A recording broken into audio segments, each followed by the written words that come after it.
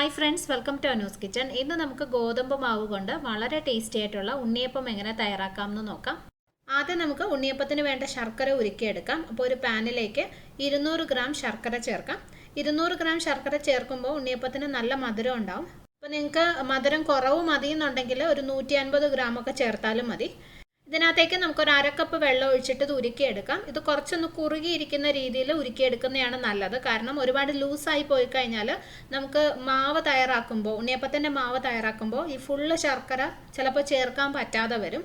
അപ്പോൾ അങ്ങനെ വരുമ്പോൾ ഉണ്ണിയപ്പത്തിന് ഒത്തിരി മധുരം കുറഞ്ഞു പോകും. അപ്പോൾ അതുകൊണ്ട് കുറച്ചൊന്ന് കുറുകിയിരിക്കുന്ന രീതിയിൽ തന്നെ ശർക്കര ഉരുക്കിയെടുക്കുന്നതാണ് നല്ലത്. ശർക്കര ഉരുക്കിയെടുത്തിട്ടുണ്ട്. കണ്ട് ഈ ഒരു പരുവത്തിന് ഉരുക്കിയെടുക്കണം, ഒരുപാട് ലൂസായിട്ടില്ല. ഈ ശർക്കരപ്പാനി നന്നായിട്ട് തണുത്തതിന് ശേഷമാണ് നമ്മൾ ഉണ്ണിയപ്പത്തിൻ്റെ മാവിലോട്ട് ചേർക്കുന്നത്. പിന്നെ ചേർക്കുന്നതിന് മുന്നേ ഇത് അരിച്ചെടുക്കണം, കാരണം ശർക്കരയിൽ ചിലപ്പോൾ പൊടിയുണ്ടാവും. ശർക്കരപ്പാനി തണുക്കുന്ന സമയം കൊണ്ട് നമുക്ക് ഗോതമ്പ് മാവ് ചെറുതായിട്ടൊന്ന് വറുത്തെടുക്കാം. ഞാനിവിടെ 1.5 കപ്പ് ഗോതമ്പ് മാവ് എടുത്തിട്ടുണ്ട്. അപ്പം മാവ് ഇതുപോലെ കുറച്ച് വലിയൊരു പാനിലോട്ട് ഇടാം.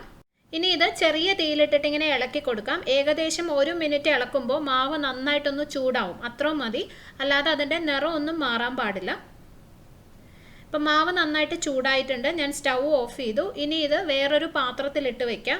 ഈ പാനിൽ തന്നെ വെച്ച് കഴിഞ്ഞാൽ അതിൻ്റെ ചൂടിലിരുന്ന് മാവ് വീണ്ടും മൂത്ത് പോവും. ഇനി വേറൊരു പാനിൽ കുറച്ച് നെയ്യ് ഒഴിക്കാം. ഞാൻ ഏകദേശം ഒരു 1.5 ടീസ്പൂൺ നെയ്യ് ഒഴിക്കുവാണ്. നെയ്യ് ചൂടാകുമ്പോൾ അതിനകത്തേക്ക് ഒരു 2 ടീസ്പൂൺ തേങ്ങാക്കൊത്ത് ചേർക്കാം. തേങ്ങാക്കൊത്തിനൊന്നും കറക്റ്റ് അളവില്ല കേട്ടോ, നിങ്ങളുടെ ഇഷ്ടം പോലെ കൂടുതലോ കുറവോ ഒക്കെ ചേർക്കാം. ഇത് ചെറുതായിട്ടൊന്ന് മൂത്ത് തുടങ്ങിയിട്ടുണ്ട്. ഈ സമയത്ത് ഇതിനകത്തോട്ട് 1 ടീസ്പൂൺ കറുത്ത എള്ളും കൂടി ചേർത്ത് കൊടുക്കാം. അതും കൂടി ഒന്ന് മൂപ്പിച്ചെടുക്കാം. പിന്നെ ഈ എള്ളും തേങ്ങാക്കൊത്തും ഒക്കെ ഞാൻ നേരത്തെ പറഞ്ഞ പോലെ നിങ്ങളുടെ ഇഷ്ടം പോലെ ചേർക്കാം. ചിലപ്പോൾ എള്ളൊന്നും നമ്മുടെ കയ്യിൽ എപ്പോഴും കാണണം എന്നില്ല. അങ്ങനെയാണെന്നുണ്ടെങ്കിൽ അത് ഒഴിവാക്കിയാൽ മതി. നമ്മൾ നേരത്തെ തയ്യാറാക്കി വെച്ച ഗോതമ്പ് മാവ് ഒന്ന് തണുത്തിട്ടുണ്ട്. അതുപോലെ ശർക്കരപ്പാനിയും നന്നായിട്ട് തണുത്തിട്ടുണ്ട്. ശർക്കരപ്പാനി അരച്ചെടുത്ത് കഴിഞ്ഞപ്പോൾ കറക്റ്റ് 1 കപ്പ് ഉണ്ട്. ഇത് ചേർത്തിട്ടാണ് നമ്മൾ ആദ്യം മാവ് അരയ്ക്കുന്നത്. പിന്നെ വെള്ളം വേണമെന്ന് തോന്നിയാൽ കൂടുതൽ ഒഴിച്ചു കൊടുത്താൽ മതി. ഇപ്പോൾ ഒരു മിക്സിയുടെ ജാറിലേക്ക് നമുക്ക് ഗോതമ്പ് മാവ് ചേർത്ത് കൊടുക്കാം. ഇനി ഇതിലേക്ക് നമുക്ക് 2 ടേബിൾ സ്പൂൺ അരിപ്പൊടിയും കൂടി ചേർക്കാം. വറുത്ത അരിപ്പൊടിയാണ്, നമ്മൾ പത്തിരിക്കും ഇടിയപ്പത്തിനും ഒക്കെ എടുക്കുന്ന അരിപ്പൊടി. പിന്നെ വേണ്ടത് പഴമാണ്. 2 ചെറിയ പഴമാണ് വേണ്ടത്. നമുക്ക് നാട്ടിൽ കിട്ടുന്ന പാളയംകോടൻ പഴം അല്ലെങ്കിൽ പൂവമ്പഴമൊക്കെയാണ് ഏറ്റവും നല്ലത്. പക്ഷെ എനിക്കിവിടെ ആ പഴം കിട്ടില്ല. അതുകൊണ്ട് ഞാൻ ഈ ഒരു പഴത്തിൻ്റെ ഏകദേശം 1/4 ഭാഗം ഇതിനകത്തോട്ട് ചേർക്കുവാണ്. പഴം ഒന്ന് ചെറുതായിട്ട് മുറിച്ച് ഇതിനകത്തോട്ട് ചേർക്കാം. ഇതിലേക്ക് നമുക്ക് ശർക്കരപ്പാനി ഒഴിക്കാം. ഞാനിപ്പോൾ തയ്യാറാക്കി വെച്ച ശർക്കരപ്പാനി ഫുള്ള് ഇതിനകത്തോട്ട് ഒഴിച്ചിട്ടുണ്ട്. ഇനി ഇത് നന്നായിട്ടൊന്ന് അരച്ചെടുക്കണം. ആദ്യം ഈ ശർക്കരപ്പാനി മാത്രം ചേർത്തിട്ട് ഒന്ന് അരച്ച് നോക്കാം. അരയുന്നില്ല എന്ന് തോന്നിയാൽ പിന്നെ കൂടുതൽ വെള്ളം ഒഴിച്ചു കൊടുത്താൽ മതി. വെള്ളം ഒഴിക്കുമ്പോൾ ശ്രദ്ധിക്കേണ്ടത് ഒരു സമയത്ത് ഒരുപാട് വെള്ളം ഒഴിക്കരുത്. കാരണം ലൂസായി പോയി കഴിഞ്ഞാൽ പിന്നെ നമുക്കൊന്നും ചെയ്യാൻ പറ്റില്ല. അപ്പോൾ കുറച്ചായിട്ട് വെള്ളം ഒഴിച്ചിട്ട് ഒരല്പം കട്ടിക്ക് തന്നെ അരച്ചെടുക്കാം. മാവ് ഞാനിവിടെ അരച്ചെടുത്തിട്ടുണ്ട്. ഞാൻ ഇതിനകത്തേക്ക് ഏകദേശം 1 കപ്പ് വെള്ളം ഒഴിച്ചു. കണ്ടോ, ഇതുപോലെ കുറച്ച് കട്ടിക്ക് തന്നെ അരച്ചെടുത്തു. ഇതിനകത്തേക്ക് ഇനി നമുക്ക് ലൂസാക്കാൻ വേണ്ടിയിട്ട് വെള്ളം ഒഴിക്കാം. ആദ്യം നമ്മൾ അരയ്ക്കുന്ന സമയത്ത് കൂടുതൽ വെള്ളം ഒഴിക്കാതിരുന്നത് അതിൻ്റെ പരുവം നമുക്ക് കറക്റ്റായിട്ട് അറിയാൻ പറ്റില്ല. അതുകൊണ്ടാണ്. ഇനി നമുക്ക് ഇതിനകത്തോട്ട് ആവശ്യത്തിന് വെള്ളം ഒഴിച്ചിട്ട് ലൂസാക്കാം. അപ്പോൾ ഞാനൊരു 1/2 കപ്പ് വെള്ളം കൂടി ഒഴിച്ചു. എന്നിട്ടൊന്ന് മിക്സ് ചെയ്ത് നോക്കാം.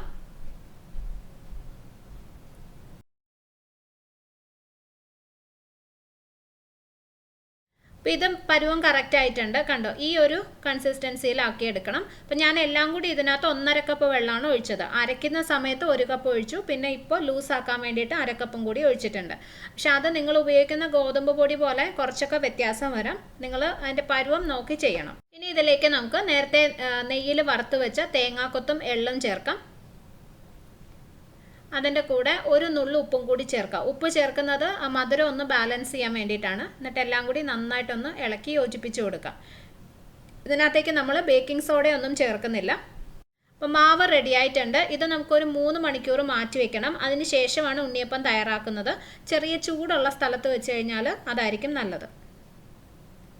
അപ്പോൾ ഇത് ഞാൻ 3 മണിക്കൂർ മുന്നേ തയ്യാറാക്കി വെച്ച മാവാണ്. ആദ്യം ഒരു സ്പൂൺ വെച്ച് ഇതൊന്ന് ഇളക്കി നോക്കാം. ചിലപ്പോൾ നമ്മൾ ഈ 3 മണിക്കൂർ മാവ് വെച്ച് കഴിയുമ്പോൾ അതിനകത്തോട്ട് കുറച്ച് വെള്ളം പിടിക്കും. അപ്പോൾ അത് കുറച്ചും കൂടെ ഒന്ന് കട്ടിയായിട്ട് തോന്നും.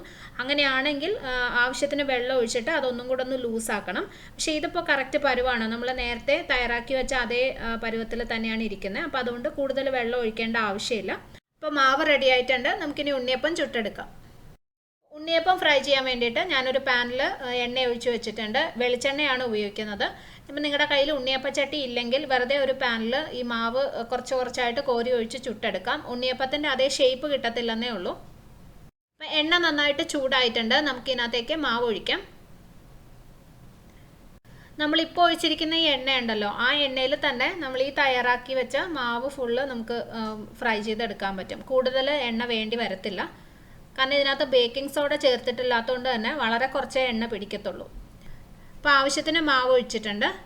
ഇത് മീഡിയം ഫ്ലെയിമിൽ ഇട്ടിട്ട് തന്നെ ഫ്രൈ ചെയ്തെടുക്കണം. കാരണം അല്ലെങ്കിൽ പുറമേ പെട്ടെന്ന് ബ്രൗൺ ആയി പോവും, ഉള്ളിൽ വേവത്തുമില്ല. അപ്പോൾ അതുകൊണ്ട് മീഡിയം ഫ്ലെയിമിൽ ഇട്ടിട്ട് ഫ്രൈ ചെയ്യാം. ഒരു സൈഡ് നല്ലൊരു ബ്രൗൺ നിറമാകുമ്പോൾ നമുക്ക് തിരിച്ചിട്ട് കൊടുക്കാം. അപ്പോൾ ഇതൊരു സൈഡ് നന്നായിട്ടൊന്ന് ബ്രൗൺ ആയിട്ടുണ്ട്. നമുക്ക് തിരിച്ചിട്ട് കൊടുക്കാം. ഈ ഉണ്ണിയപ്പം നിങ്ങൾ ഫ്രൈ ചെയ്യുമ്പം ഇതിൻ്റെ സൈഡൊന്നും ഒരുപാട് അങ്ങ് ക്രിസ്പി ആവുന്നതിന് മുന്നേ എടുക്കുന്നതാണ് നല്ലത്. കുറച്ചൊന്ന് സോഫ്റ്റ് ആയിട്ട് തന്നെ ഇരിക്കുമ്പോൾ എടുത്തു കഴിഞ്ഞാൽ അതായിരിക്കും നല്ലത്. അപ്പോൾ ഇതൊന്ന് തിരിച്ചിട്ടിട്ട് ആ സൈഡും കൂടി ഒന്ന് ബ്രൗൺ ആയി വരണം.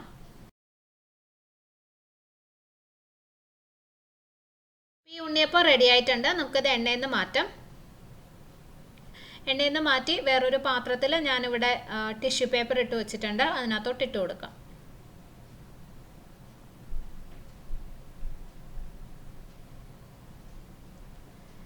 ഇനി ഇതുപോലെ തന്നെ നമുക്ക് ബാക്കിയുള്ള മാവ് ഒഴിച്ച് ഉണ്ണിയപ്പം ഫ്രൈ ചെയ്തെടുക്കാം.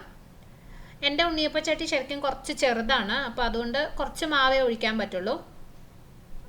അപ്പോൾ ഓരോന്നിലും എത്ര മാവ് ഒഴിക്കേണ്ടി വരും എന്നുള്ളത് നിങ്ങളുടെ ഉണ്ണിയപ്പച്ചട്ടിയുടെ വലിപ്പം പോലെ ഇരിക്കും. അപ്പോൾ കുറച്ച് ഉണ്ണിയപ്പം ഞാനിവിടെ ഫ്രൈ ചെയ്തെടുത്തിട്ടുണ്ട്. ഇത് നല്ല സോഫ്റ്റ് ആയിട്ടുള്ള ഉണ്ണിയപ്പമാണ്. നമ്മൾ ഇതിനകത്ത് ബേക്കിംഗ് സോഡ ഒന്നും ചേർത്തിട്ടില്ല. എന്നാലും നല്ല സോഫ്റ്റ് ആയിട്ടാണ് ഇരിക്കുന്നത്. കണ്ടോ? ഇത് തണുത്താലും നല്ല സോഫ്റ്റ് ആയിട്ട് തന്നെ ഇരിക്കും. അപ്പോൾ വളരെ ടേസ്റ്റി ആയിട്ടുള്ള ഉണ്ണിയപ്പമാണ്. നിങ്ങൾ തീർച്ചയായിട്ടും തയ്യാറാക്കി നോക്കണം. ഇഷ്ടപ്പെട്ടാൽ എനിക്ക് കമൻറ്റ് ചെയ്യാനും വീഡിയോ ഷെയർ ചെയ്യാനും മറക്കരുത്. പിന്നെ ചാനൽ സബ്സ്ക്രൈബ് ചെയ്തിട്ടില്ലാത്തവരുണ്ടെങ്കിൽ ചെയ്യാനും മറക്കരുത്. ഇനി നമുക്ക് വേറൊരു നല്ല റെസിപ്പി ആയിട്ട് കാണാം. Thank you for watching Anu's kitchen.